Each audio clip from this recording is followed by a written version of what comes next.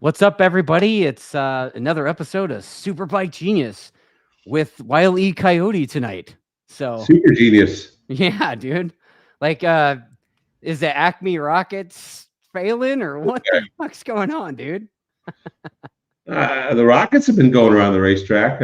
Yes. Software hasn't been doing as good a job, though. It seems like You're referring to the software as in like soft the organic software. the organic matter? Yes, the blobs on the bike. Dude, did you just refer to your We were riders? struggling in that department. I'm telling you. Jesus. Yeah, Wow. it was an interesting weekend to say the least.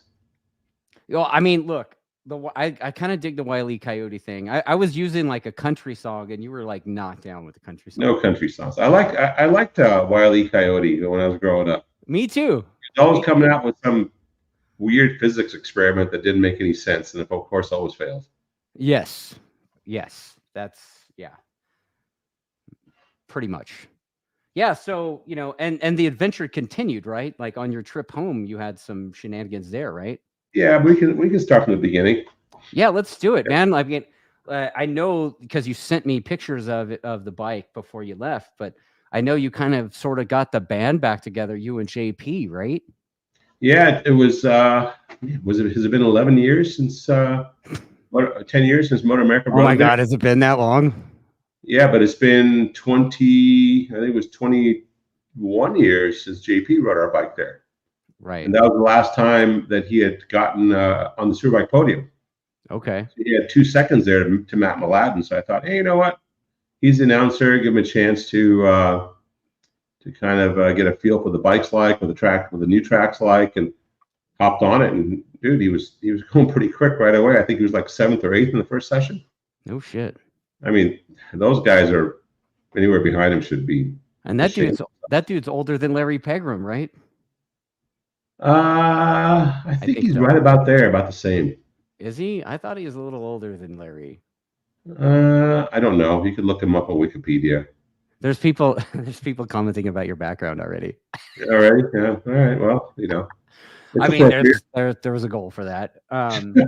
It's appropriate. So Thursday is how it worked out, right? Thursday, you guys went and tested and whatever. Yeah, Thursday was a test day. Our intention was just to show up, and we just returned from Laguna. We had a pretty decent setup for Laguna.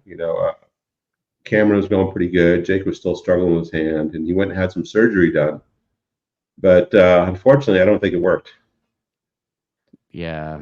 That's the bummer part is nothing seems to be working so far. So I think he's going to need to get something a little more serious than whatever's been going on. I'm not a medical expert, but man, it's just a declining thing all weekend, and it just seems to be getting worse every single time we go out. Yeah. It's really strange. It's like as a fan, like I guess you could say a sponsor of the team, whatever, friend of the family, I guess, friend of the program. Dude, Jake's just declined. It's kind of worrisome because what if it doesn't come back? I'm sure he's every bit as worried. Yeah. I mean, of course we are as well. And because that dude's a front-running winning guy, and he's used to just smashing everybody, and he comes out and you could kind of see it too in the beginning of the weekend. It's like whether he's been a little bit out of practice because he's had these really crappy results every single weekend. Right. He isn't going out and smashing the lap straight away. It's been taking him a while to wind into it. So I don't know what's going on there either. And I need to discuss that a little more with John, but I haven't seen at the end of the weekend. I was thinking about that on the drive home, and he hasn't really been jumping out and doing his thing straight away. So you got to think that this whole hand-arm thing is really weighing on him. Oh yeah, I would imagine so. It's his whole fucking livelihood, right? So, man, it's just like I think you've been saying it all season, right? You're anti the word hope. I don't believe in hope in racing. Everybody says, oh, I hope it's fixed. I hope that tire doesn't deflate. I hope that tire doesn't grain up. All that stuff means it will happen. So if you say, oh, I hope the doctor got it right this time. Right. Unless we went out and tested, and it has to be, and it's really strange. Like the whole deal seems to be worse come race time. Right. So I don't know if it's something adrenaline-wise that kicks off and you get a little bit tensed up, tightened up. Even these guys are pretty cool when they're riding a motorcycle. But still, you got to think that there's still, when you get tight with people and you're racing within inches of them, that some chemical thing happens, right? You get a little adrenaline rush, and then your muscles tighten up, and then there goes the situation. Whatever nerve is being bothered by it. Yeah, I mean, it's just like you don't know what to say. It's like, dude, like I reach out to him. I reach out to both the guys every time, but it's like, dude, like, what do you say to the guy? Like, best of luck this weekend, bro. Like, I mean, that's about it, because you don't know what's going on. Yeah, it's there's nothing, patting somebody on the back in that situation is not going to make any difference. Right. There isn't anything we can say or do that's going to make a guy like that feel any better. Right. They just let him do his thing, and you try to make the bike the best you can, and again, hope for the best. That hope word. But at the end, you know what the outcome is going to be. You kind of see it early in the weekend. Yeah. These guys, when you're working with a guy that's just starting, and they go out and do a bunch of laps, and then you can always bank on them going a half second faster in the race. Those kinds of guys, right? Maybe a second. All of a sudden, they surprise you in the race. They're all happy. Oh wow, they went so much faster in the race. They couldn't do it in practice. So JD Beach is kind of that way when he rode for us. We always knew that he was going to go a bit faster in the race, and you're always thinking, man, I hope he doesn't smash the bike if he goes a half second faster. So you're always trying to lean towards the setup, which is a little bit better for faster pace in the race. Yeah, knowing that they're going to go faster, correct? So you always leave yourself a little bit of room in the setup, and any of the top tuners will kind of understand what I'm talking about. So instead of the fork bottoming at that pace, you give it a little more room or something, make the bike turn with a little more room, all that kind of stuff. So, but with a guy like Jake or even Cameron, you know that the race pace is going to be the race pace. You're seeing it through the weekend, and you can see it with all the other competitors too. If they're not, and you can see the writing on the wall early on. Like the guy who's always near the top is going to have the best pace of the race, right? Or always near the top, first top two always. And truthfully, up until this year, Jake's been that guy. Yeah, he's always been the top dog by a ways, and then these are the top two. Maybe somebody will sneak up on him in a session, and they're like, "Oh man, I beat Jake in a session," right?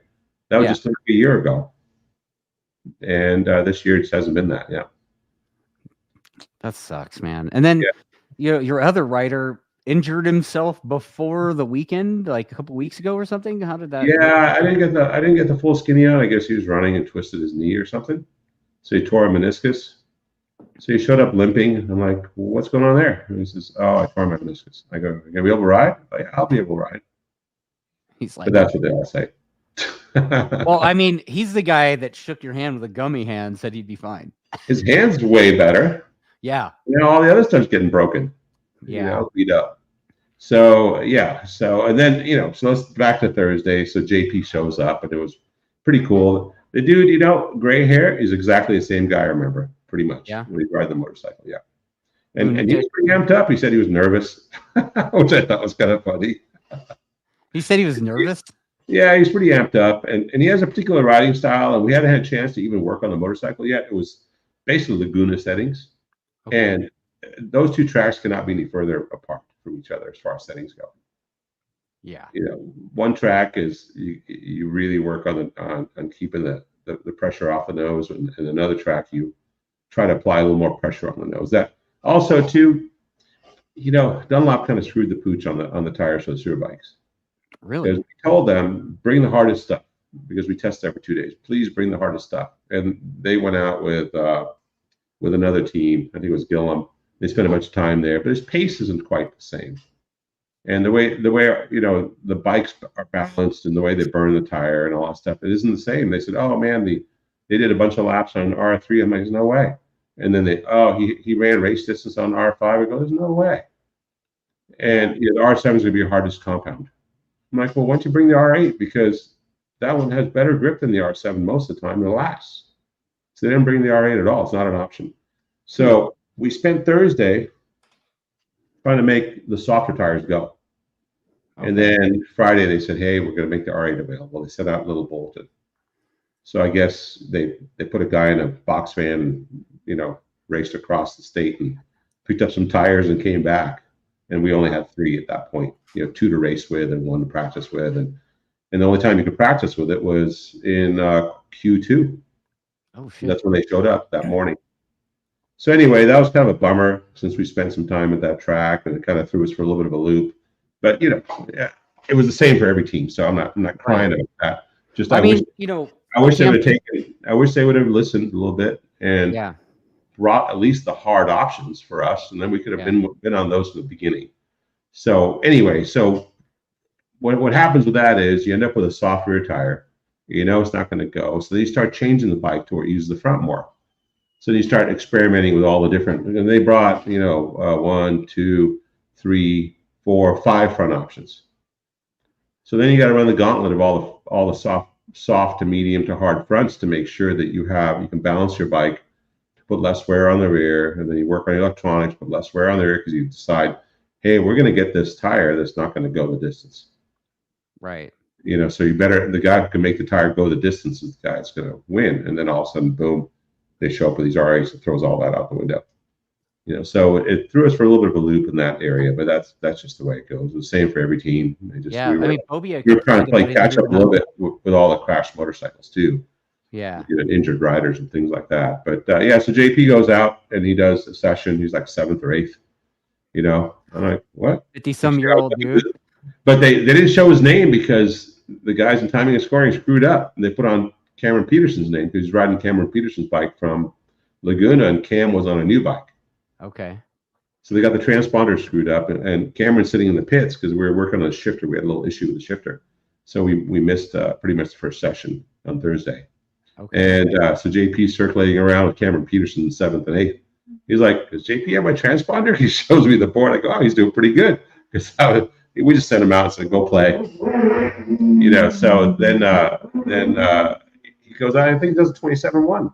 And I think he was ready to start dipping into like, with a handful of laps, I was dipping in the 26s, which probably would have put him in the top 10 in the race. Crazy. You know, so, that guy can still ride for sure. And well, then like you were saying with the tires.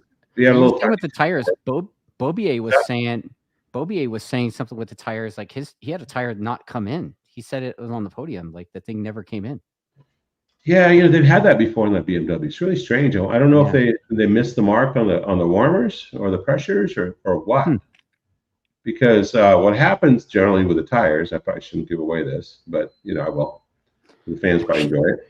Probably shouldn't give this away, but we know you will.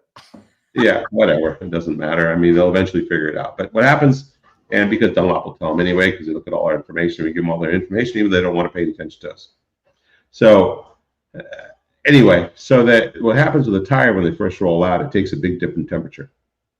So when it does a dip in temperature, also it loses the pressure. So when it loses the pressure, sometimes the rider says, I don't feel good about it. So he never hammers it. Okay. So it never recovers. Shit. Okay. Yeah. So it depends on how they heat the tires, which we kind of have down, to maintain that, minimize that dip before it comes back up and stabilizes. And sometimes it takes 5 laps for the tire to go fully stable. It'll work in a bit of a window, but below that window, it feels like shit. Wow. And the rider goes, I have no grip. So whether it's the front or rear, the front may be mushy or the rear might be, or they start off with too much pressure. The thing dips down, feels okay, and then it comes up and it goes over. And then they say, oh, my tire went off real bad, right? How many times have you heard that? A million. Yeah. So a lot of times that's the case. So it's who knows what happened, but I think it was it team wide? I don't know. Was it JD and Cameron? I have no idea. I don't know either. But if it's team wide, then more than likely they messed up on the pressures and temperatures somehow. Fair enough. Fair enough. I find it hard to believe it happened to 2 riders at the same time. Okay. And then so Thursday, JP does his thing and he tipped over too early on. Yeah, he tipped over and then he just went into turn 4, a little tight, over a little dirty area. The track hadn't had enough rubber on it yet. And JP isn't the hang off, elbow down kind of guy. He's kind of old school, sits on top of it, leans the bike over pretty far. Right. And so he leaned it over a bit too much and boom, lost the front. A really easy crash. Barely did anything. I think bent one bar. Yeah. You know, so bring it back in, we fix it up. But shortly after JP tips off, Cameron has that big one and puts the thing in the fence. And yeah. So now I have a new paperweight. Oh, well, there you go. Yeah, this green screen thing is kind of screwing it up. I should probably turn it off. Yeah, everybody could see that. I mean, yeah, chunk of swing arm.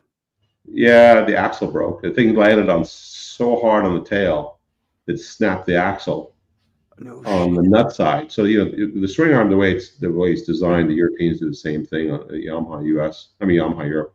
The left side is your zero, and it's the strongest side. It's almost like a single side swing arm. The right side is very flexy, and to give the bike some bite, some feel inside the tire, and it moves into the it can really move with your hand almost. It tightens up on this. So when the axle snapped right on the business end, the wheel just took the soft end, just worked it until broke it off. Jesus. And yeah, the sprocket carrier was in the tire, inside the tires, the tire wall. I had to fish that out.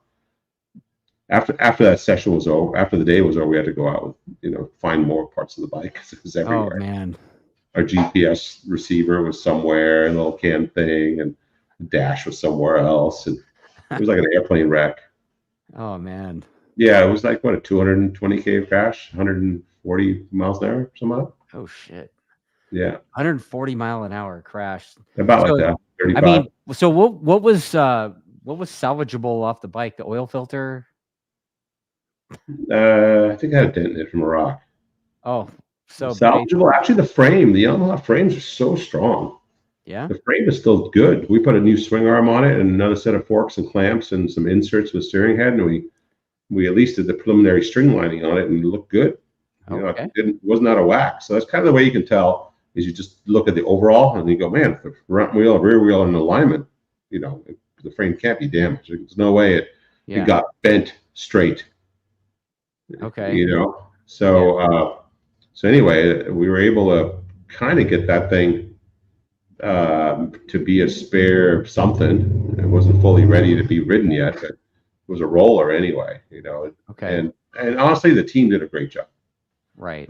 The new staff we have, they're really getting switched on. I mean, Eric and 1S and it's ED, man. Yeah, Ed. It's ED. Yeah. His real name's Eric Davis, but I know him as Ed.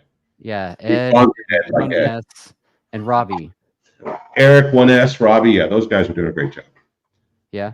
Yeah. So I mean, going into this weekend, we're so organized. I mean, we reorganized the whole trailer, and everything was just exactly where it was supposed to be. Everything was dressed.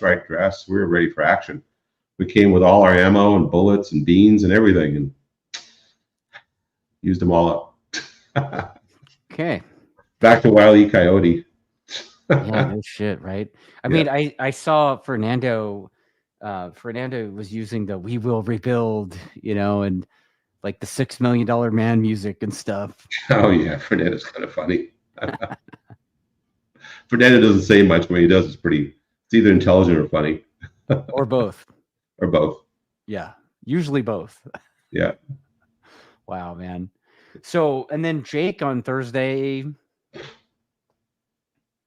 seemed okay. Yeah. Yeah, it seemed okay. I mean, it wasn't spectacular. We're still trying to find the balance for the tires, like we were talking about, trying to figure out, is this one going to work? Is that one going to work? Are they all not going to work? And how are we going to get around with all these tires that aren't going to work? So you just have to make it work, right? Yeah. So I knew where we needed to go before we even got there. Just the plan got foiled when we showed up and saw the tire allocation. Okay. Yeah. So I was pretty dead set on a certain plan for Thursday, but it wasn't to be until Saturday morning. Right. So you know what? There's some comments coming in. I'm gonna kind of go to them, and there's one commenter that's wow. Yeah. So Yeah, Joel is saying that didn't JP just do the World Endurance Race like somewhere in Europe? I think he went and did something. He was there golfing and doing a bunch of stuff. He was there for a bit. So it sounds Yeah, more like a holiday than it was. I know he did a world endurance thing. I think he tipped over on that one too, if I remember right, at least early on. I heard something about that. But yeah, no, he lost some weight. He's pretty fit. yeah. You saw him stand next to Greg White. I mean, he looks Well, a bit smaller now. he probably looks like a professional athlete compared to that dude. Greg, poor Wow. Greg. Poor Greg. He said all that weight helps him with his archery. Yeah, JP said he had like JP told me years ago that Greg has like the palate of a 12-year-old boy. Probably. You know, the funny thing is he has a brother who's totally fit and sounds just like him. Really? Yeah, but he's like totally fit. That's hilarious. Yeah. Yeah, so Joel and a few others are saying like, yeah, it takes time to heal. There's a suggestion in here somewhere about Jake taking a round or two off to just heal.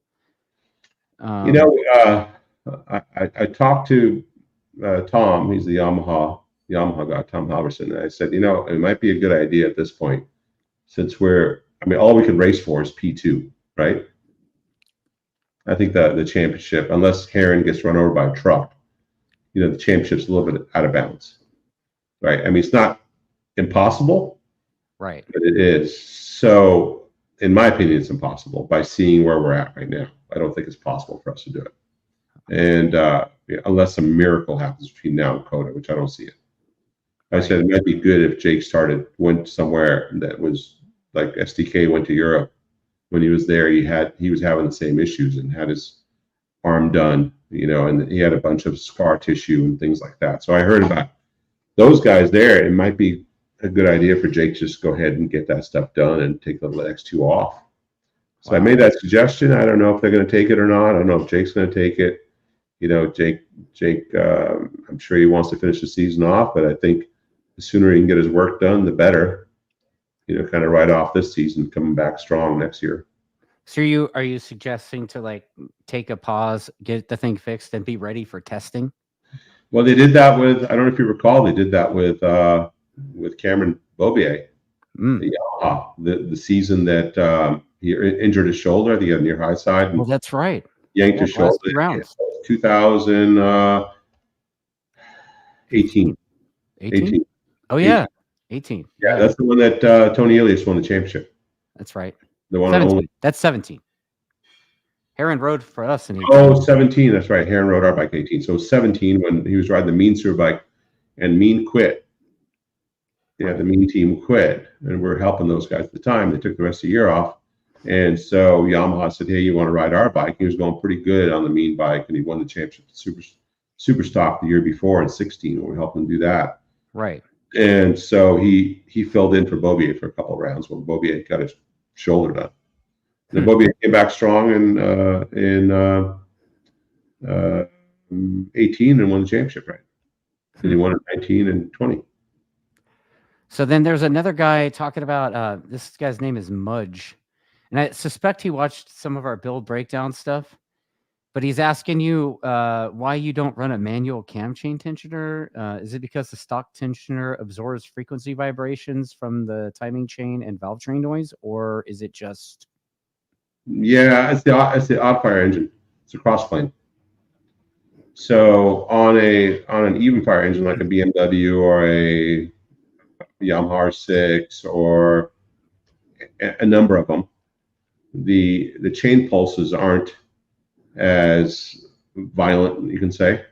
You know, they're not as big because the odd fire, the cross plane's got a big blank spot where there's no camshaft pull on it.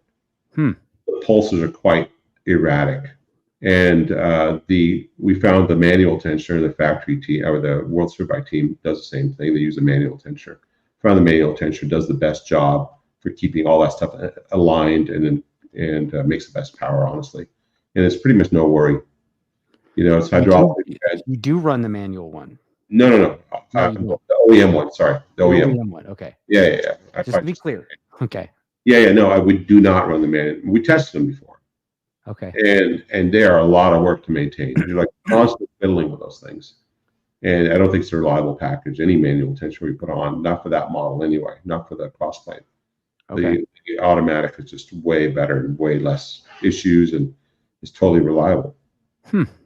Interesting. Anybody's trying to do it is probably going to get a lot of chain slop, and that chain bounces around, even hits the sides of the cases. Oh shit. Yeah, yeah. I should put a groove in the case. That's when you can tell when you have a bad chain tensioner, or you got really big camshafts, whatever. If you get any kind of back and side to side slap on that chain, and it can affect other stuff down the ways, like put a lot of force on your crankshaft, it's uneven, and things like that. So the best thing to do is stay with the OEM. Yeah, like oil filters. OEM oil filters work. Yeah. The best. Yeah, and then let's see here. Yeah, not to worry about manually adjusting the timing chain. Okay. Let's see. Joel says, so does that mean maybe Rocco or Ben Smith might get a chance to ride the thing? I don't know. That's above my pay grade. Yeah, you just build the hardware, and it's up to Yamaha to provide the software, so to speak. Yeah, the fluffy wear, whatever you want to call it, the organic wear. Right on. Yeah. Yeah. As long as not fudgy wear. The soulless ginger says time to give Canepa a call. Canepa is good. You know, Yeah. I don't think he came before and raced here at Laguna Seca. I think a track he knows, and on the Westby bike when Matt was injured. Do you remember when Matt hurt his ankle at Indy? Yeah. He actually, I think our bike hit him. They had that oil leak. They had some oil on the track. Oh, and yeah. Matt and Bobier crashed, and our bike spun around and smashed his ankle. Oh, shit. Yeah, that's right. Yeah, so he was out with the ankle thing, and Canepa came over and rode at Laguna. He'd be a good guy to ride. I mean, I don't know. The decision hasn't been made. This is just something. Call up JP, dude. Yeah. I mean, look, Peregrine could podium, dude. At the end, you know, when JP tipped over and then we put the bike back together, we went out the next session, and that's when Cam, a couple laps into that next session, like flattened the motorcycle and we had a red flag. Yeah. JP's like, I think I'm done. Yeah. He's like, I don't want to smash your spare bike. Like, I'm going to get out of your face. Yeah. He goes, I got to think about the fact that I'm here for a job and I have to announce. I like to do my job. So he kind of, I would say he pushed out, but I think he took the wise way out. He was being an adult. Yeah, unfortunately, we're all still children, so I really wanted to ride some more. Yeah, well, I thought it was kind of fun. So, I mean, truthfully, what was it for you? Was it kind of like getting the old band back together? No, because I have to have Carl, and I have to have Todd, and I have to have a bunch of other guys that were with the band at the time. Carl was kind of the suspension guy at the time, and him and JP would get in like almost a fist fight every now and then about the settings. Okay. You know, he would tell them this is what's feeling. He's like, hey, you don't know what you're feeling, and they would go back and forth. Wow. So it was kind of fun. Carl was Carl's a character, but I'd have to have that whole band back before we'd probably have to have Ben Spees riding the motorcycle too, and that'd be the whole band. Oh shit. Okay. Yeah. All right. Yeah. Yeah. I mean, there's some more comments about Ben Smith. I think Ben Smith tested that SBU bike. Yeah. I mean, I don't know if they're gonna ride at Kota or not. And I talked to Ben for a little bit. I told him he's doing a good job. And I mean, I think race 1 we got beat by him on the stock bike. Yeah, no shit, right? You know. But I mean, there's racing and then there's just circulating. So unfortunately, at this point, we're just circulating. Yeah, there's all kinds of people speculating who could fill in, you know. So yeah, I don't want to start any rumors because Jake Valentin DeBees. yeah, I know he's fast, but I think he's got a gig. I think he's got a gig. There's a lot of people already have a gig that are fast. Right. And just a heads up, like this is a shit question. This guy Proto is the guy in the comments, but he's asking if this team is washed up. Yeah, totally. I had a shower this morning. I'm all washed up. Jeez, last year it was the R1s washed up, right? Yeah, I think it was the year before. A year before, that's right. Yeah, the R1 was done, and we win the championship 2 races early. Yeah. So there you go, Proto. No, the steam's not washed up. I mean, clearly they're showing up with bullets in the chamber. Just they're not hitting the target. Thanks, Proto. Yeah. Appreciate the support, Proto. Yeah. There's your hard question, Dick. Anyway, so what you're saying is this is a good time to turn in writer applications.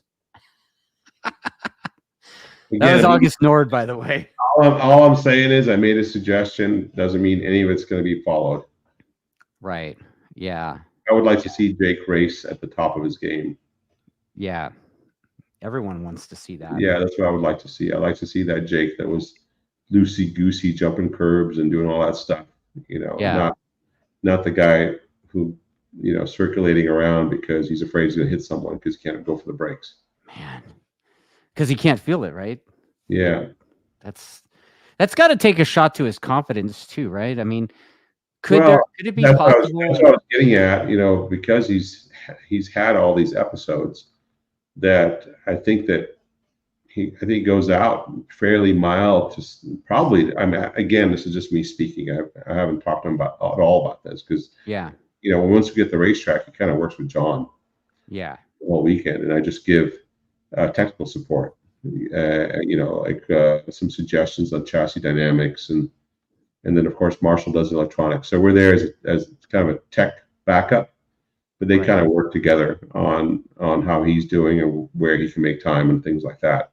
So, but just from the outside looking in, like anybody else's look, he looks like he's going into the sessions kind of feeling out what's happening instead of banging out the laps straight away.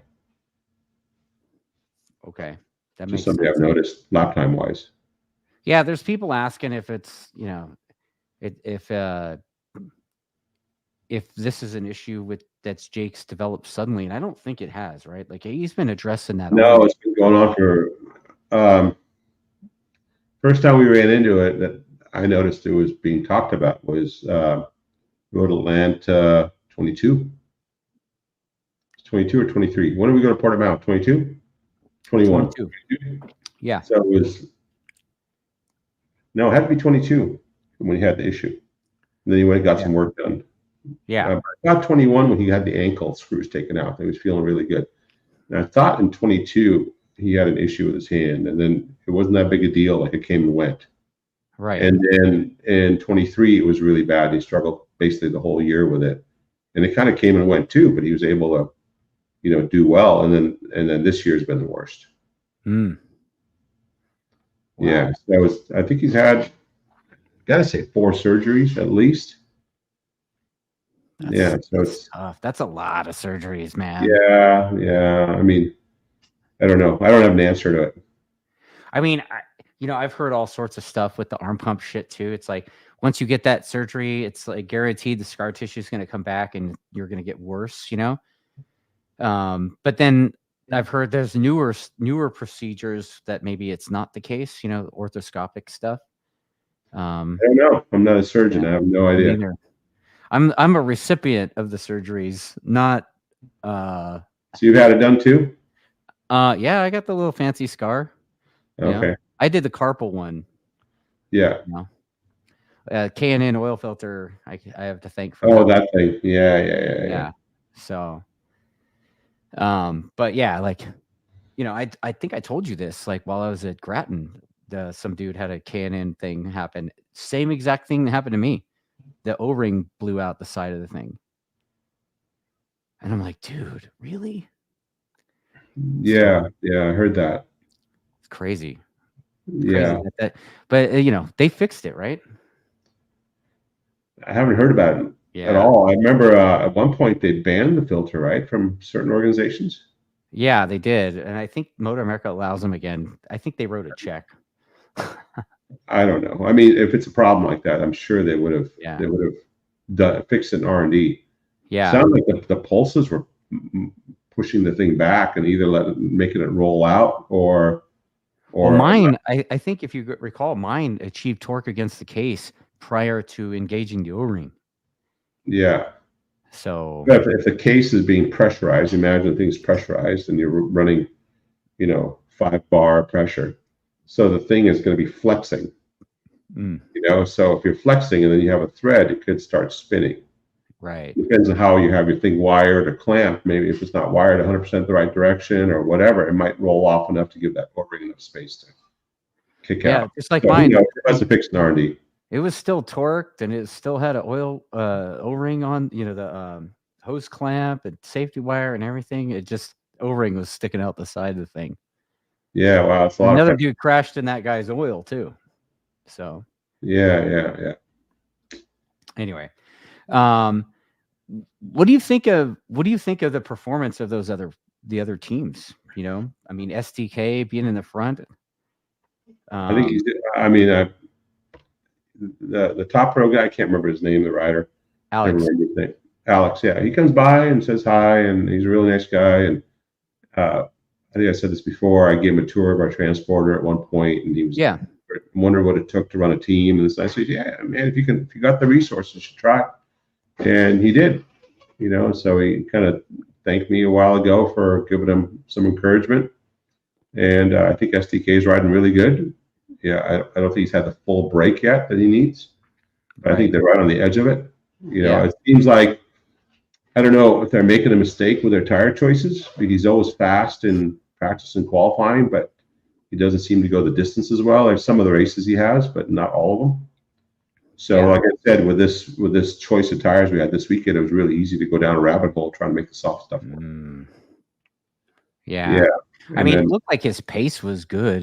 Just Herrin did a better job at the end. Yeah. Herrin kind of was looking like Bobier a little bit. Sitting up early. That kind of shit. Yeah, I think they found a combo. You remember how Herrin always was with finding a combo he's comfortable with. Right. Once he finds that combo, it seems to be able to work in a lot of tracks. And I think that's going to be the case going forward. So that's all good. Just everybody else is going to have to step up to be able to match and better that in the following year. For us, I think this year is kind of a wash. But this long winter test, I mean, I hate to say it this early. We still have 2 more races to go. I think that Peterson still has a chance at Kota and New Jersey. Those are used to be pretty good tracks for us. I mean, Kota not so much because of the long straightaways. I think we're within. I think our bike was going regularly about 177, 178 at Mid Ohio, and they were going like between 180 and 182. Yeah, so 82 the high. So we're between 2 to 4 miles an hour, which is not unreasonable to be able to beat if you're going through the corners really well at Kota. Last year I think Jake had a good run with those guys. So he's pretty competitive, and remember JD was really fast. So he beat PJ on the BMW. Yeah, they're both small guys, and he reeled in PJ and passed him. So he wasn't able, he wasn't running away from us down the straightaways. So it would be the same kind of deal this year if we could go and get that done. Cameron wasn't at Kota last year, so he's been a year off at that racetrack. So we'll see how that pans out. Well, for sure. And we'll see which, how the deal is with Jake going forward. Yeah. And then that proto guy has a real question now. Other than we just suck. Yeah. Apparently next year there's a new Ducati.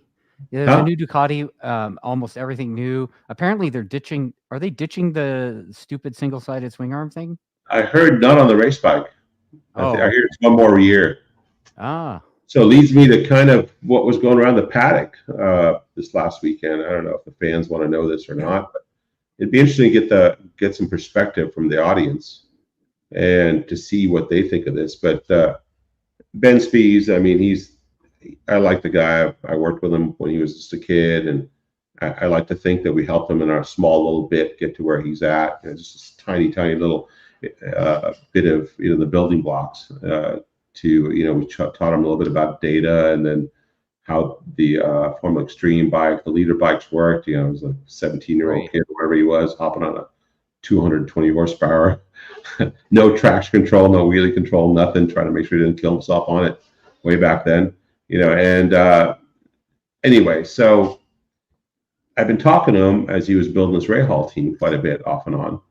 And we support the team too with some of our product. And he came up to me and kind of surprised me, kind of caught me off guard. He says, "Hey, He goes, I've been talking to all the teams, and you're the last guy I'm talking to, and we all agree that Superbikes should go away in 26. They should all be next gen super sport bikes. Was he joking? And I was just sitting there speechless. He was kidding, right? No, he wasn't kidding. He's serious. What? Yeah. So Superbike gone in 26. He goes, it's just the times are changing. And well, let's back up a bit. Richie Alexander comes over to me and starts telling me, this is the reason I'm talking about this, because you're about the Ducati single-sided swing arms. This is the weekend before. Richie, who's basically the team manager, he's managing all the ins and outs of that team. So comes up to me the weekend before and starts telling me, well, what do you think about Superbike? What's your budget like? What do you think we have to spend? Blah, blah, blah. So I kind of go over some of the areas where they have to look out for, what the costs are. And he says, well, Ducati's going to come out with a new bike, but it won't be available till 26. And he goes, I don't know if we want to jump into the same bike this year and spend the money and, for the next year, 25, and spend the money. And I go, why not? I go, because there's certain building blocks. I go, plus you can take that bike and sell it at the end of the year. If you have a Rahal Ducati, you're going to be able to sell that thing for, who knows, nearly what you paid for it, right? Or return the factory, whatever the deal is, if you're leasing it or selling it or whatever. You're not going to lose all the money on it. Plus, there's going to be a lot of things on that bike you can use, like electronics or whatever. Or, like I said, you just return, sell the whole thing solid and go and get yourself a new motorcycle. And, he was hemming and hawing and doing all this stuff. And I said, look, man, if you don't go take your lumps next year on a Superbike, you're going to take some serious lumps the following year when you put two people on it. Right. So they must have gone and talked about it a bit and decided that and they talked to Scott Smart. So no one knows who Scott Smart is. Scott Smart was a tech director at World Superbike, and he's the guy who kind of got this whole next generation thing rolling. Right. With the balancing rules and all the fancy schmancy math on the back end that looks at acceleration and tries to pair the bike's performance against each other. So pulling the real world data off the bikes and go, well, this one accelerates a little better than that one. So why is that? Well, he went through the corner a little faster because it's a Yamaha R6. So we're going to go ahead and give the other guys a little more power. So I've never been a fan of tech control controlling your performance. Something that we want to do on our dyno and our flow bench and, on our porting bench and our CNC machines. That's what we want to do. We don't want the guy with the keyboard just typing away going, you're a little fast because you guys went and made a better chassis. So we're going to go ahead and make the other guys faster. Dude. So can you imagine? That seems like a evolution of the old Daytona sport bike class. It's exactly what it is. I said DMG ruined road racing in the U.S. and it's taken Motor America this long to put it back on track. And the Superbike racing, Proto, you're welcome that we're sucking so bad this year that everybody else can have a shot at winning races and make a good show. That's all good. So, but we don't plan on sucking forever. But the Superbike's been pretty decent, right? It's been some really good racing to watch. Yeah. And there's something like 11 11 real Superbikes or so in the paddock, and the rest of them are kind of what do you call them? Superbike Cup. Well, this is the first year where there's been 5 winners so far.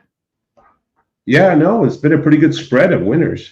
Our Cameron won 3, Jake won 1, Cameron Bobier won 4, Karen's won 4 now, I think. Bobby's won 2. So it's been a pretty good mix. It isn't like Jake's, winning all 12 or 13 of them like he set the record with. I think that the record wins in 1 year, right? Right. And so anyway, so I just kind of looked at Ben. I said, I need to think about this. So what I'd like to do is get with all the team owners and say, is what Ben's saying accurate? You guys are all for this? You guys all want to jump off of Superbikes and get into Supersport? And that's going to be the headlining show for Motor America? Is that right? Wow. Does Motor America want that? Do the fans want that? Do they want the decline of racing in the U.S. again? Is that what everybody wants? They want a return to DMG and all the awful stuff. Yeah, put in the comments, everybody that's watching this. Like, what do you guys think of this crap? I think it's important the fans know the direction. I know that they're trying to slow down MotoGP. And I know that they're trying to slow down Superbike as well. And I had a conversation with Scott Smart. He said, the tracks in the UK are so small and shitty that all the bikes are too fast. Right. Well, you already got, high horsepower bikes, no traction control, no wheelie control, and all that stuff. Right. Now we're making the bikes a little faster, a little safer. Yeah, all the fans right now, the people watching this show are saying things like "boo," "no way," "keep Superbike," "fuck DMG," "Super Sport doesn't have." I kind of get it. Ben's article. What happened was they got back to and had it probably again. I'm just guessing, but I think I'm fairly logical, so I got to think. Okay, what the heck happened between the previous conversation about do Superbike this year or next year or the following year? I'm trying to tell them jump in now, learn all your building blocks, learn the tracks, learn all the strategies. Put one guy on, get a bunch of information, and then get into it full boogie. Because when that team was first building, and I was spending quite a bit of time with Ben Spies and the past team manager trying to kind of help them get going at Daytona. When I was spending quite a bit of time with those guys, chatting with them, it was all about doing Superbike. Because we're going to take our lumps in Super Sport, build up kind of our team, and then go to Superbike. And all of a sudden, they did a quick reversal. And unfortunately, I think Scott has a lot to do with it because he wants to bring in the whole BSB atmosphere into the U.S. Right. Our Can he bring the BSB atmosphere to where basically the Moto America only races in California? Be like AFL. Well, the thing is though, I've never been to a single track in the UK. I just seen them on TV, and yes, some of them are pretty dangerous. And I can see big bikes are going 200, but those guys ride Isle of Man too. Like those guys are lunatics. So I don't understand what the deal is, and they get killed at Isle of Man. I mean, the stuff they do at Isle of Man is just nuts, straight up nuts, like suicidal. Yeah. Right. So I don't understand what the hubbub is, but we have some really good racetracks in the U.S. that are really safe. Road America, Laguna Seca, Mid-Ohio, they put in some decent gravel traps which eat your motorcycle. I mean, they completely destroy your motorcycle. But no one that I know of really got hurt there. What's that? 2 of them, yes. Flattened 2 of our Superbikes. That was an expensive weekend. Yeah. But I guess we just washed up. And we can still put the bikes back together to get on the racetrack. So hurrah for the crew. Anyway, so then you have, think about it. You got Brainer's kind of so-so. It could use a little bit of work. But all these tracks are pretty safe for Superbikes. These guys are crashing some of the faster places. I don't hear about people get killed or hurt or severely injured and things like that. So I don't understand what all the crap is about other than control. Socialism, communism, control.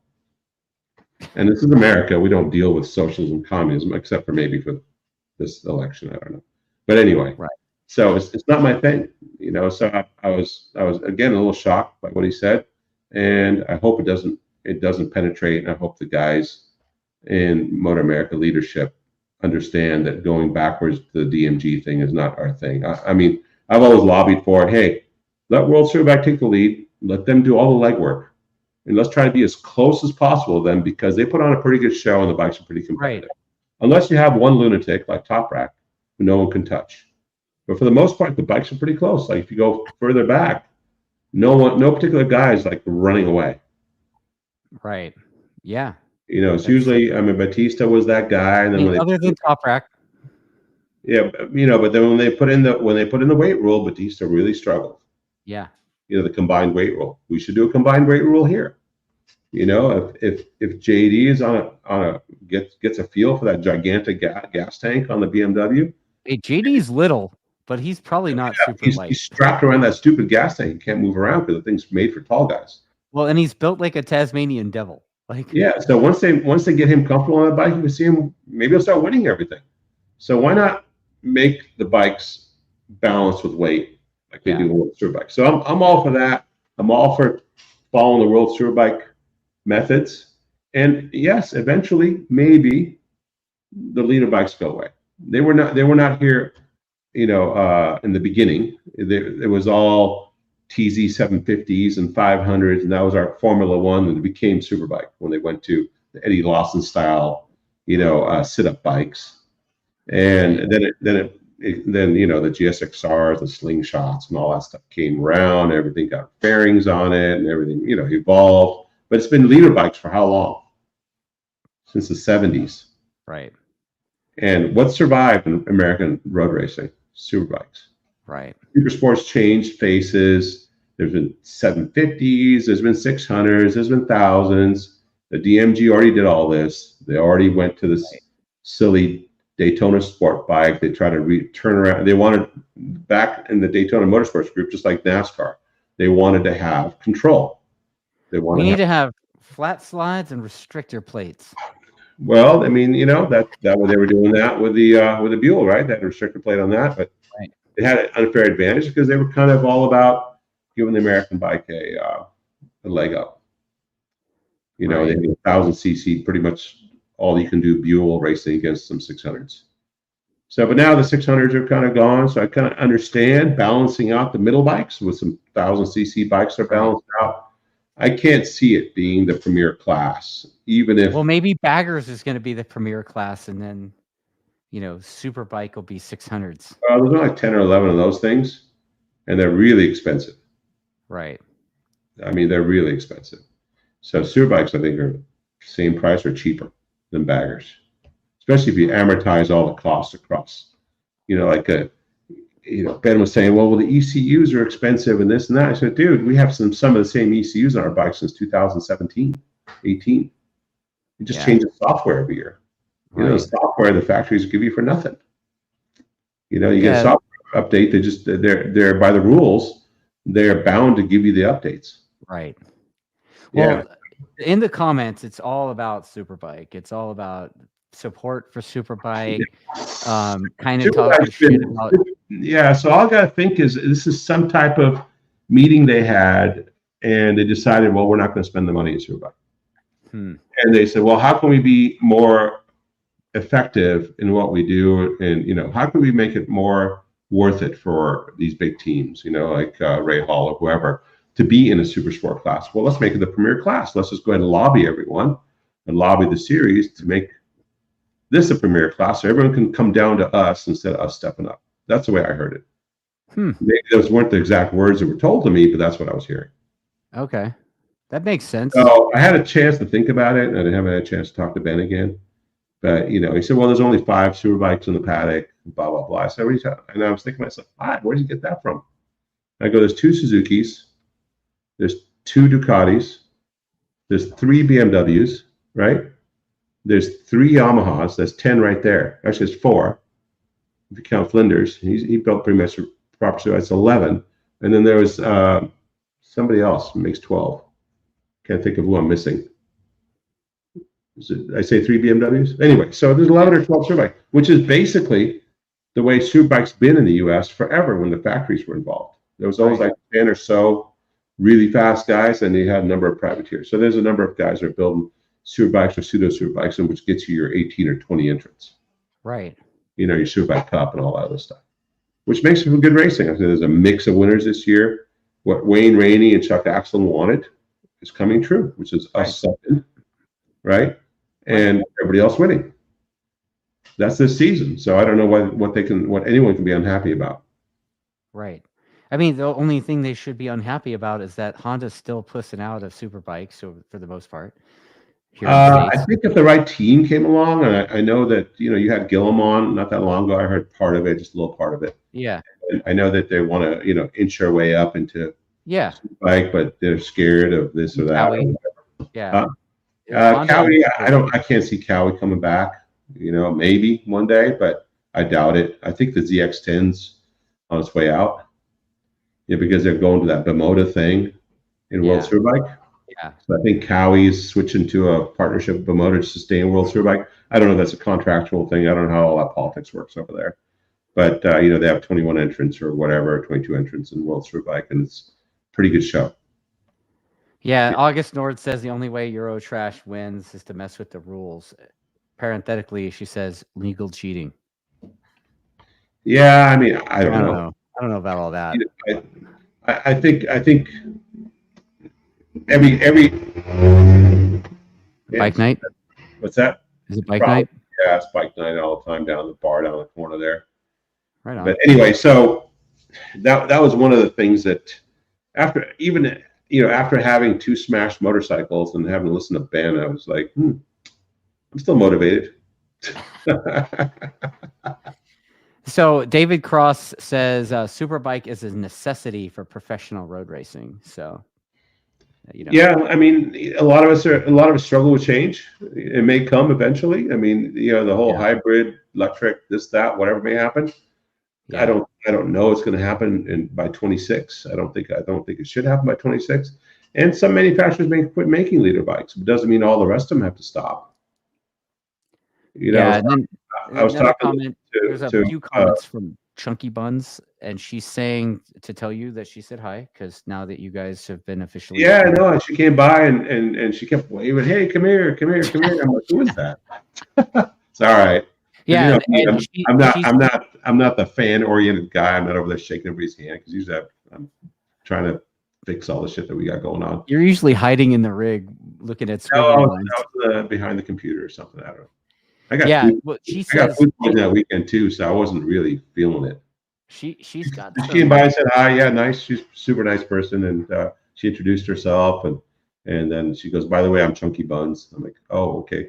Now I'm a face of the show. Yeah.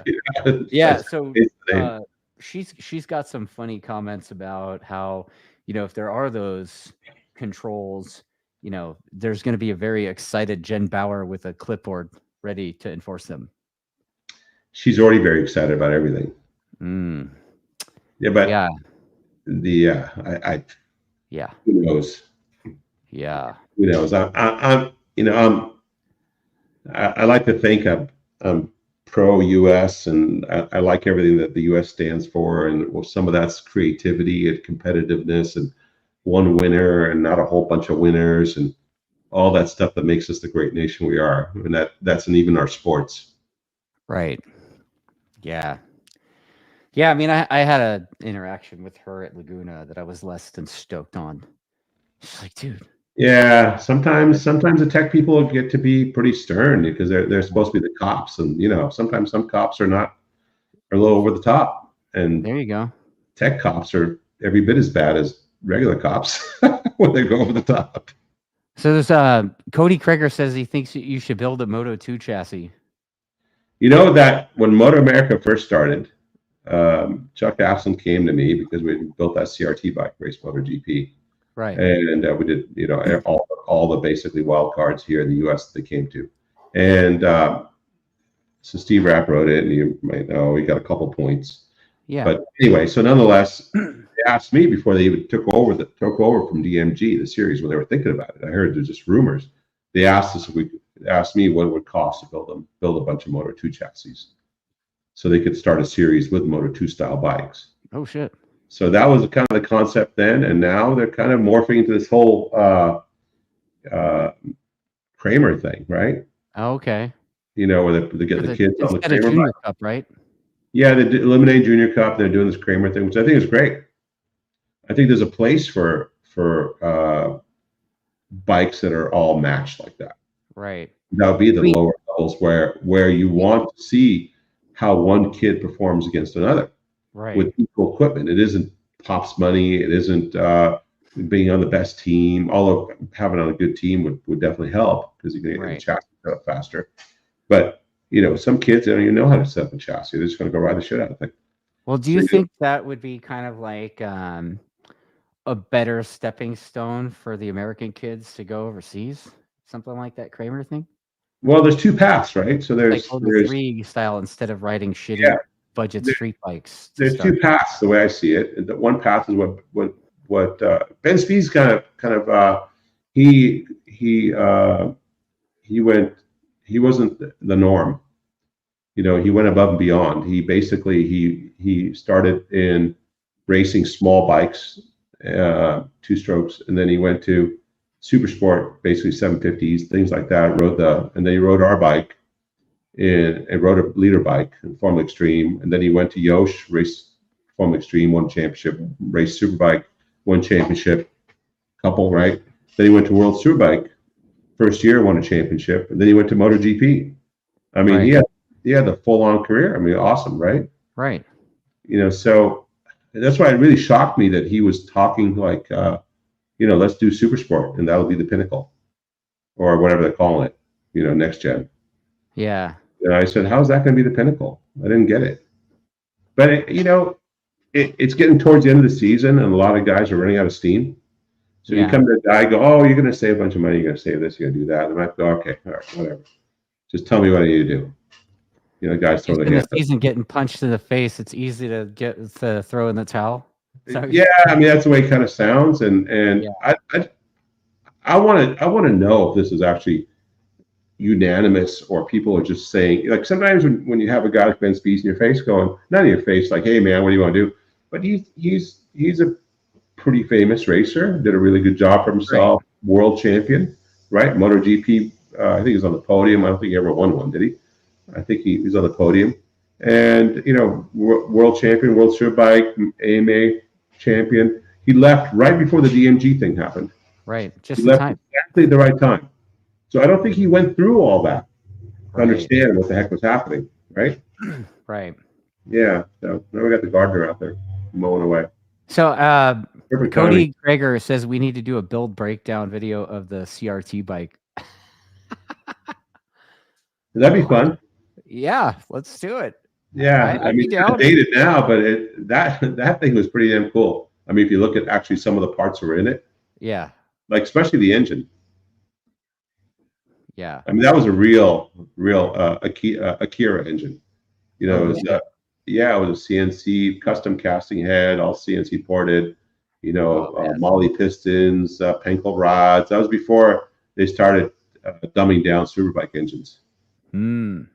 So you could get some development back then. I mean, that thing is pretty par with what World Superbikes are doing now. And let's see. I'm never hesitant to say hello to anyone at events, except last year at NJMP when he was talking to Cam P, who he knows from Super Camp, looked at Richard, and he just had that look. Not now, guy. Yeah, unfortunately, when I'm at the racetrack, I'm working. Right.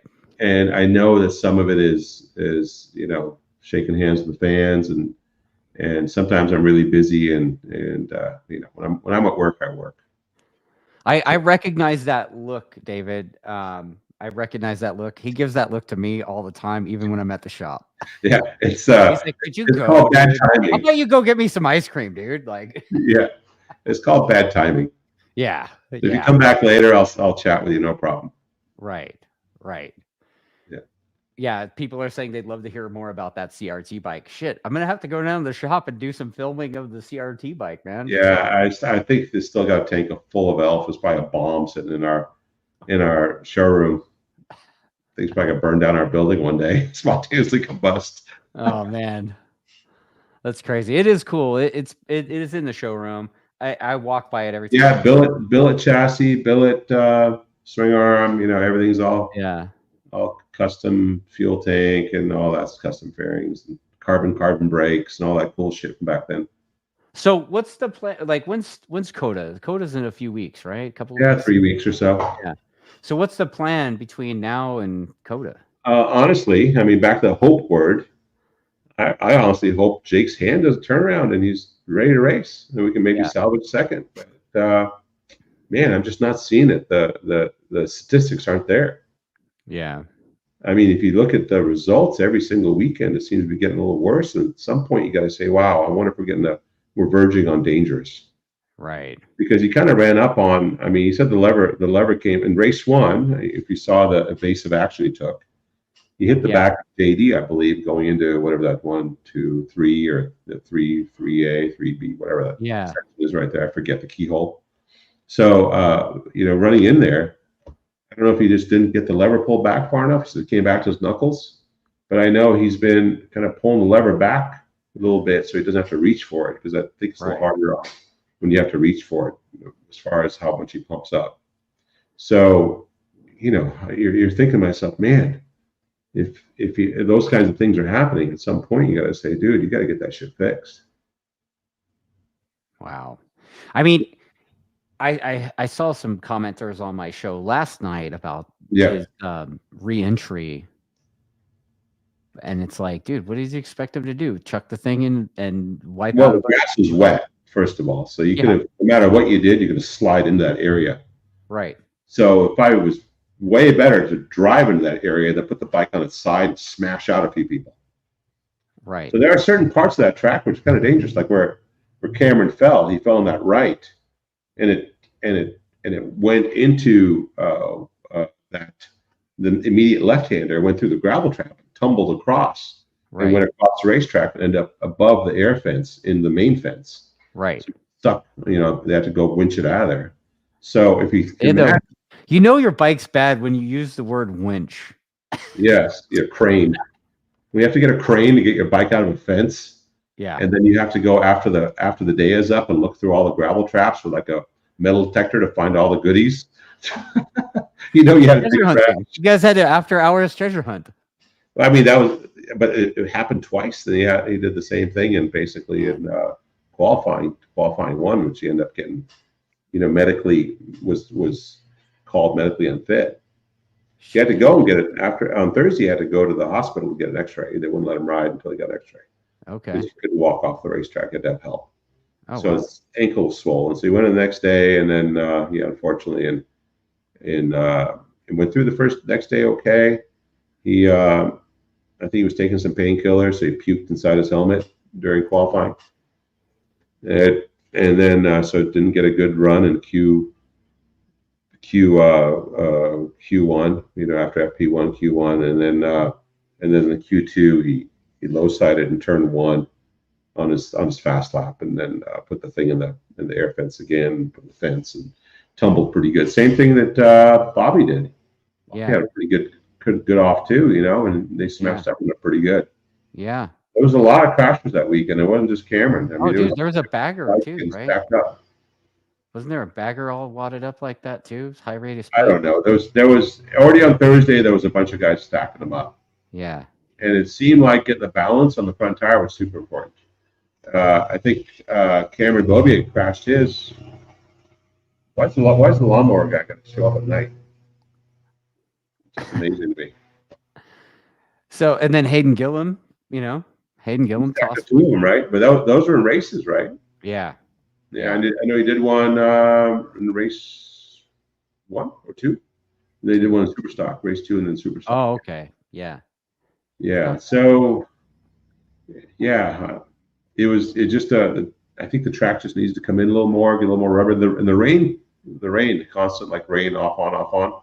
I think it just keeps turning that track green. It's amazing that track. The sun will come out and the track will go dry, but the lap time's not there. You know, like the lap times will be a second off. So it's just a very peculiar surface. Yeah, supposedly, how about that amateur who leaked oil like a dick because someone didn't replace the belly pan plug after the rain? I don't know who was that. Yeah, I heard something like that happened. And then, of course, Skoltz and PJ, they both tipped over in the oil.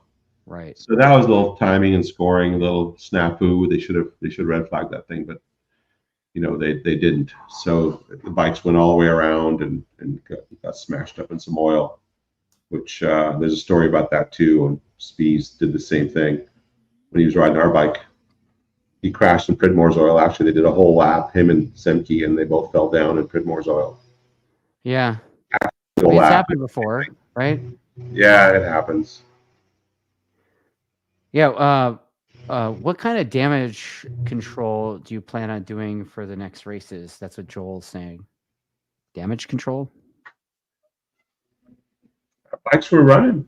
We were doing good. Both of our riders were a little hurt or have some kind of medical issue. So I think we'd like to get back to the way we were at Laguna, where at least Peterson was competitive and racing up front. He was the only guy chasing Bobier before we had a clutch failure. So I'd like to get back to that. I think we were competitive with the Ducati there, and at least on Peterson's side. I mean, Jake was still suffering with his hand. So I don't know how it's all going to pan out. Stay tuned. It might be. You know, we might hope we don't end up more like Wile E. Coyote over here. Yeah, there's some fans saying to put me on the bike. I don't think so, dude. You? Yeah. Yeah. No. I don't think anybody realizes how fast these guys are. Oh, dude, I realize it. I mean, I've been on like track with those guys, dude. I'm not that kind of lunatic, man. I'm a lunatic, but not like that. Baz, the World Superbike guy, he's not exactly winning all of them, right? Right. You know, Petrucci, he's a World Superbike winner, basically. Or did he win one? Or he's been on the podium a lot. Yeah, he's been on the podium. Yeah. And MotoGP guy, he didn't exactly come over here and win everything either. No. So this is a pretty tough crowd. Pretty good teams. Yeah. Yeah, being asked what we think of Heron now. Nothing's changed. I think he's riding good though. I think he's still an idiot, but he's riding really good. Yeah. So I got to give credit where credit's due. You know what? Maybe some family life really was a good thing for him. Maybe. I mean, the dude seems because focused. he's really focused, and kids can teach you some patience.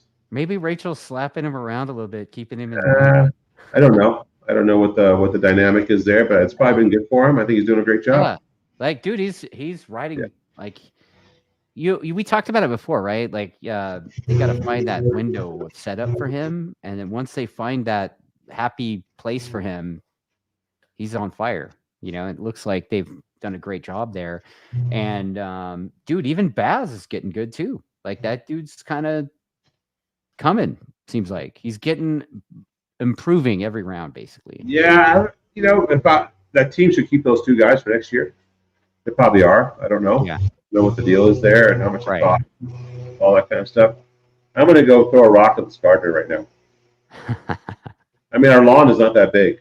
Does he have to mow the same place twice? So maybe he's making special designs in the grass. It's just something. Huh? He's making crop circles. He's out drawing there. his name in the grass with the lawnmower. Funny thing was, we're driving to and from Mid-Ohio racetrack, and there's all these cornfields. Yeah. So I'm asking 1S and Robbie, like, what's it like driving a car through the cornfield, and how rough is it on the car? So they're like, well, as long as the combine didn't come through, you're okay, because it could poke a hole in your radiator.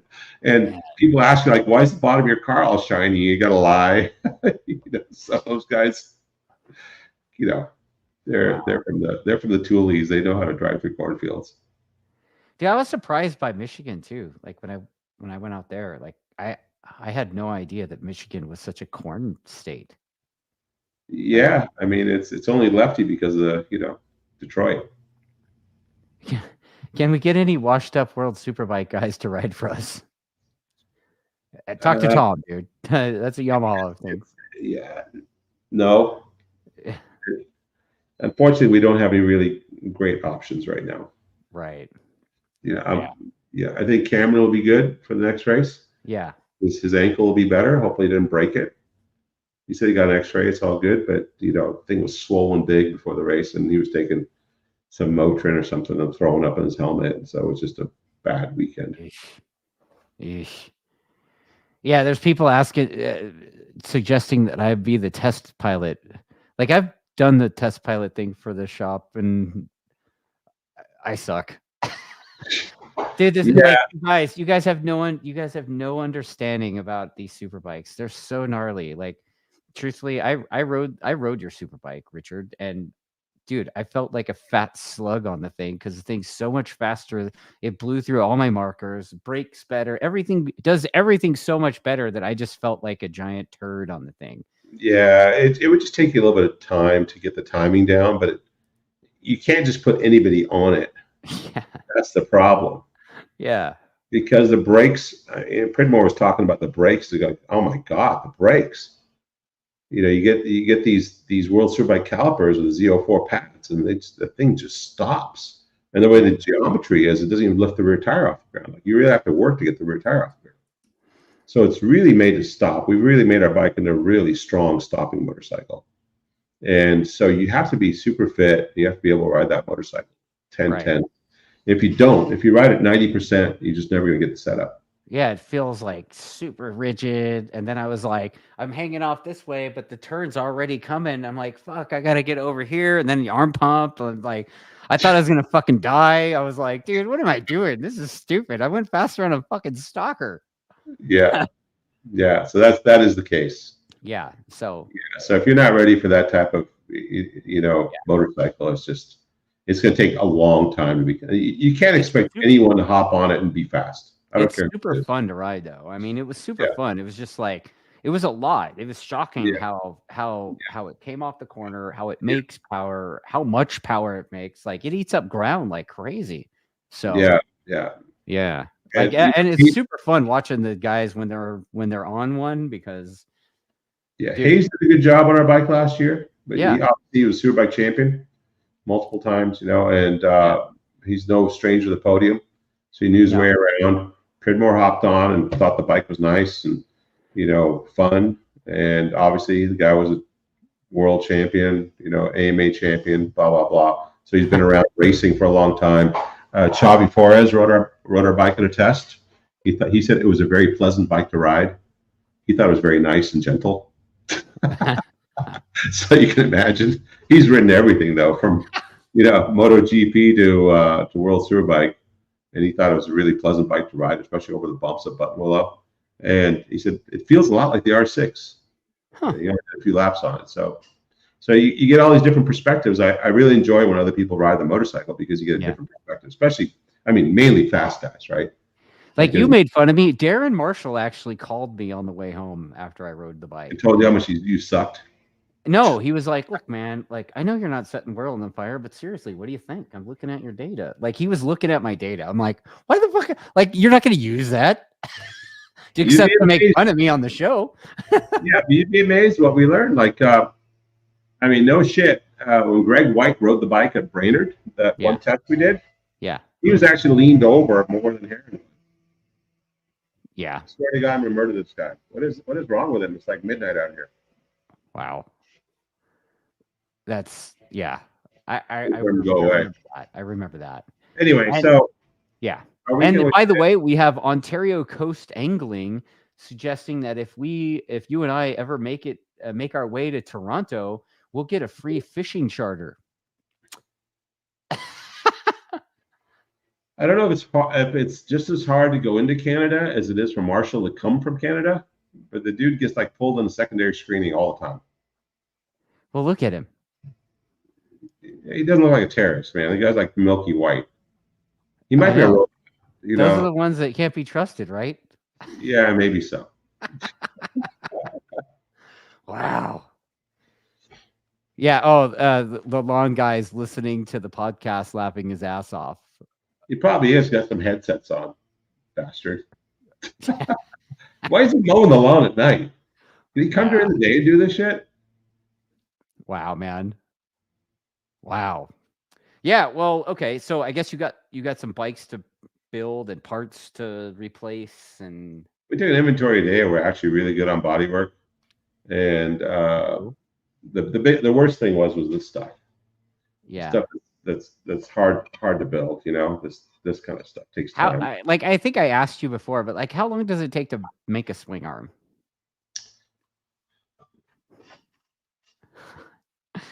About 3 days. Jesus. Yeah, if you count this like start to finish on a CNC, yeah, and you get a dedicated operator and he's doing like one CNC, not two, and you're bouncing through all the pieces. Yeah, maybe, and then you have to assemble it. The assembly is easy because the thing goes together like Legos and it's just a few welds. But the actual machining time is pretty long.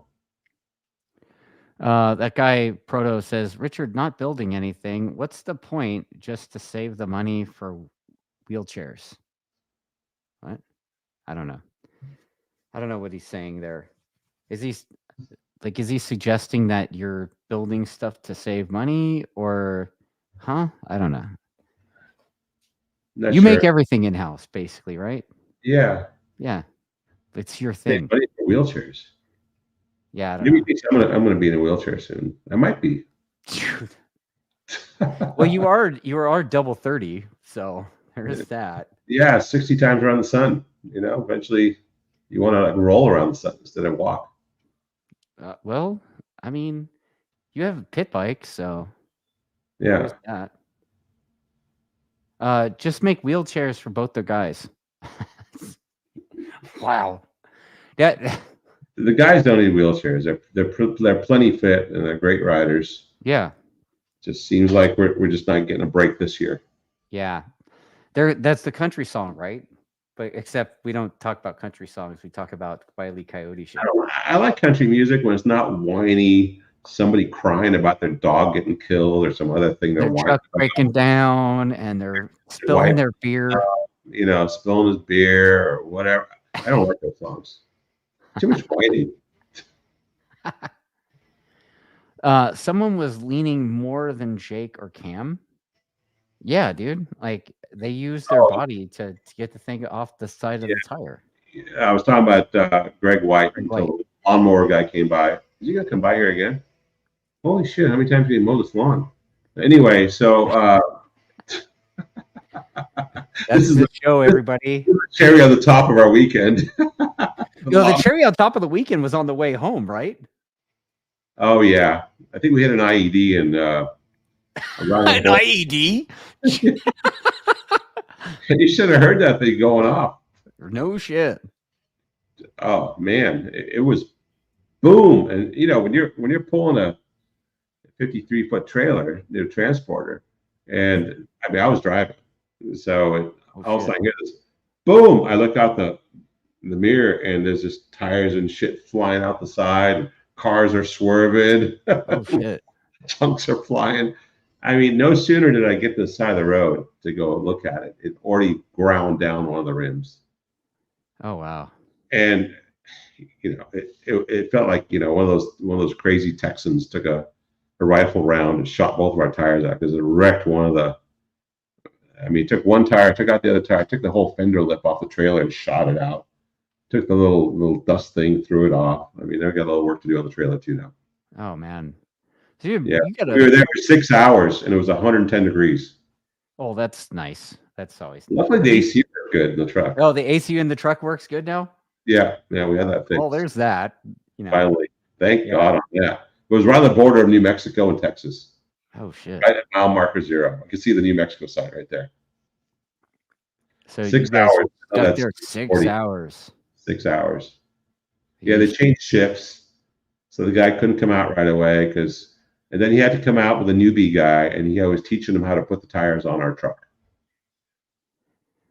And they charge us by the hour. So the angler guy says he's excited for for our charter. Bring some Attack umbrella girls. I don't think Attack has umbrella girls. We could bring them, but I don't know why that. When Yamaha had the monster thing, there was monster girls there. We haven't had a single. It all started with COVID. Yeah. So in 20 we were a monster, but they didn't bring out any girls. Right, and then we went. What was the name of that company again? Cash's Lean. Yeah. Yeah. So then we went to Cash's Lean, and they didn't have any umbrella girls. Dude, I was looking at the World Superbike shirt. I was gonna wear that tonight, and I was like, nope, it's got Cash's Lean on it. Yeah. Then of course Attack Performance. There's no girls working here. We don't know any girls. There's only one girl on the team. She's taking girls won't talk to us. So all the cool dudes on the team left. So all we have is all these like hillbillies working on the team and guys from wherever. Guys from wherever. Dakotas, one guy from Virginia. The pasty white guy from Canada. Yeah, Matt Knutson says to just throw Ed in a skirt. Done. Yeah, that'd be really bad. I mean, just make him shave his legs. Yeah, so we don't have any umbrella girls. Yeah, there you go. That's the answer I was looking for. Yeah. It takes a little while to get there, but we got there. Walker's umbrella girl for Jake. Dude, I've been Jake's umbrella girl at Kota. Melted the bottom of my shoes. Yeah, I had to get new shoes after that. Yeah, I'm looking forward to how hot it's going to be at Kota again. Yeah, I bet. It doesn't bother me. It seems to kill everybody else. Yeah, I mean, I live in the desert, dude. Like, I don't know.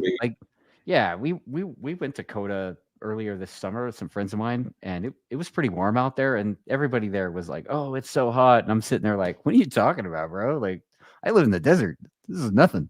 If I have to make a prediction, I think if that BMW gets around, I got a feeling that Cameron will win all three of those things. Right. The dude set pole and Moto 2 there. Yeah. But man, it's really weird. Like he doesn't seem to put the whole thing together, the whole weekend together sometimes. It's really strange. Yeah. Aaron's been kind of steady Eddie, you know? Right. 2 rounds anyway. I mean, his season started off wasn't great, right? If you look at the heat with all like the winning and podiums, it was bareness for the first at least half the season. Then they just switched on, especially after this last break. Yeah, they found something. Well, it worked. Good on them. Yeah. You know, good on them, because I mean, it's just making the series look better in competition wise, fan wise. I think it's putting on a show. You don't know who's going to win. Yeah. You know. All right, man. Well, I've taken enough of your time tonight. Thanks everybody for watching this thing. And I mean, shit, we're almost an hour and a half into this. Oh, okay, cool. Did I talk enough crap about whatever? Yes. Like, I mean, we talked about it offline, right? Like, oh, what data are we going to look at? Like the Jake's grass data? Like, yeah. You know, I mean, I can just tell you some stats of who crashed where and how many G forces that they hit when they hit the fence, you know, stuff like that. But yeah. It doesn't mean anything in the long run. Yeah. Well, you know what, man? We'll catch back up on the show after Kota and see how it went, you know? Hopefully everything works I have a suggestion. When you do your like weekend hangover, can you guys actually study something before you start talking? No, we actually do study. We just don't talk about what we studied. We ended up letting the guests talk, and then it just talks. No, I just listened to part of it, and you guys are like, yeah, I think they're using pump gas back then, and it might have been, you know, I can't remember the name of the Sunoco. Sunoco or MG Plus or like these guys. You know what, man? We're regular dudes. Yes, I saw that. Yeah. Thanks for showing thanks for pointing out our unprofessionalism. Well, I mean, it's all, but you know, if you're you could talk about shiny bikes and riders. It's called Weekend Hangover for a reason. Yeah, you guys sounded hangover. You guys sounded hungover. Well, Ricky Bobby did kind of sound hungover last night. He sounds hungover all the time. Yeah. Well, yeah. You're like, it's stuff. And stuff and things. It's great. So if you're gonna talk, all right, I'll study some shit next time. Yeah, if you're gonna talk about technical stuff, be accurate. Okay. If you're gonna talk about shiny bikes and which riders are cool and who's prettiest and all that stuff, yeah, cool. Whatever. Say whatever you want.